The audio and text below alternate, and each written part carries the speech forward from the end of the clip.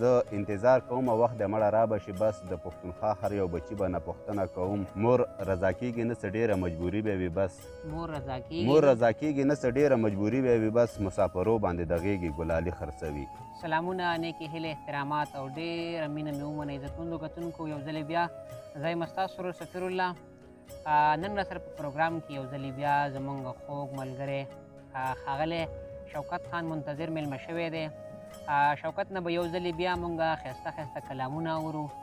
ډېر خوشحاله شو چې الله یو ځلې بیا زموږ ناسته د شوکت منتظر تر څنګه رانصیب کړله، او الله دې وکړي چې داسې ښایسته ښایسته ملګرو سره زموږ ناسته پاسته وشي، او الله دې وکړي چې دغسې ځوانان زموږ په کام کې رانما شي چې زموږ د پښتو ادب خدمت وکړي او زموږ د علاقه خلکو ته زرخیزه ثابت کړي. شوکت منتظر صاحب تاسو ته زه یو پیره بیا ډېره زیاته مینه وایم او ډېر ښه راغلاست ته یم په خپل پروګرام کې. مننه سفیر ورور، الله دې راته ټول عمر ژوندی لره. ډېره مننه چې راغلو. شوکت صاحب ګپ خو م ډېر ولګوو، مینهوالو ته به کلامونه وړاندې کوئ، ښایسته ښایسته غزلې ورته ووایه، شعرونه ورته ووایه. مینهوالو ته به یو څو شعرونه ووایم چې د محبت معنی نه ځان خبروي.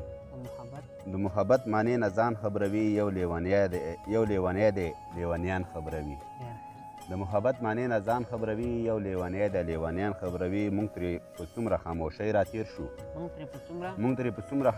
راتېر شو پاړو لګی دی او ماران خبروي. موږ ترې په څومره خاموشۍ راتېر شو پاړو لګی دی او ماران خبروي. غزل دی چې دا سړی څومره بدقسمته دی سړي خرڅوي. سړي خرڅوي، زما د قام واکداران تل زما بچي خرڅوي. دا سړی څومره بدقسمته دی سړي خرڅوي، زما د قام واکداران تل زما بچي خرڅوي. مور رضا کېږي نه څه ډېره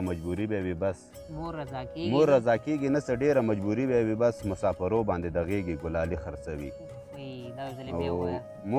مننه سفیر صاحب چې مور رضا کېږي نه څه ډېره مجبوري به وي بس مسافرو باندې د غېږې ګلالي خرڅوي. چرته بندي دی او راخلاص به شي په دې تمه ده یوه ناوې یار د پاره پوزې میخکي خرڅوي. مننه سفیر صاحب وایي چرته بندي دی او راخلاص به شي په دې تمه ده یوه ناوې یار د پاره پوزې میخکي خرڅوي. او هغه واده شوه ګودر وران شو پیغلې نه راځي اوس.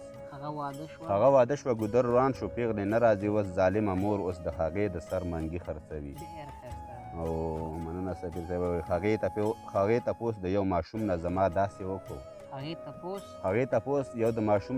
داسې وکړو شوکت زمونږ کلي کې اوس په چا بنګړي خرڅوي. مننه سفیر صاحب یو څو شعرونه نور دي چې تا ترې منې کړم هغه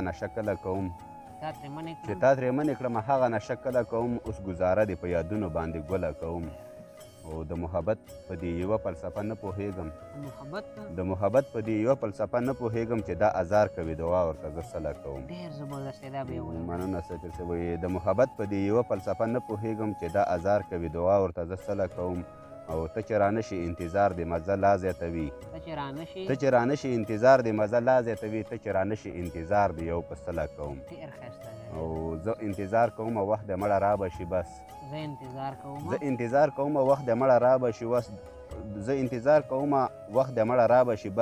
د پښتونخوا هر یو بچي به نه پوښتنه کوم. مننه سفیر صاحب وایي زه انتظار کوم وخت د مړه را به شي بس د پښتونخوا هر یو بچي به نه پوښتنه کوم. او چا نه چې حال دې پوښتم هېڅ راته جواب را نه کړي دا ځل درځم او تپوس دې زه پخپله کوم. غزل دی سفیر صاحب زوړ غزل دی چې وایي هغه خبره قدرتي مې هسې خولې لا راغله زړه مې ویل منډه که راپاسه دروازې لا راغله. او د کوهیکاب خاپیري څنګه حق خیران ودرېدل ښکاري چې بیا هغه د بر کلي چینې لا راغله. مننه سفیر صاحب ټولې ګیلې مې په پاړجنو شونډې پاتې شولې هغه چې راغله زما خواته یو ګیلې لا راغله. او زما دا دومره انتظار اخر په دې ختم شو ډولۍ راغله خو زمونږه تر کوڅې لا راغله. او رواج خپو کې زولنې وګونې نه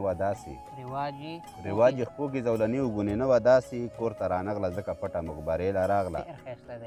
او مننه سفیر صاحب لاړې مې وچې شولې خوله کې ساه مې بنده شوله لاړې مې وچې لاړې مې وچې شولې خوله کې ساه مې بنده شوله سینګار کولو له چې کله آینې له راغله ډېر زبردست او د پسرلي وږمې به څه وي منتظر شوکته د پسرلي وږمې به څه وي منتظر شوکته که یوه وږمه د لیونۍ د لوپټې له راغله ډېر زبردست دی ډېر ښایسته مننه صدیق ټولو مینوالو نه کتونکو نه امید لرم چې کلامونه به یې خوښ شوي وي او مزه به یې ترې اخیستې وي شوکت منتظر صاحب هغه خلک چې کوم ستا شعرونه خوښوي ستا ګوري تا اوري هغو ته څه پیغام لري هغوی ته خو به زه یو دوه شعر ووایم که ستا اجازت وي د خپل ولس ته چې ای د غفلت په خوب اودو راویښ شئ ای د غفلت په خوب اودو راویښ شئ خلکو حلال کړئ شاه زلمو راویښ شئ او دا شاجي ګل او دا شبیک شیر او شاجي ګل او قادري دا شبیک شیر او شاجي ګل او قادري په کار مو نه شول شلمانو راویښ شئ ډېر زبردست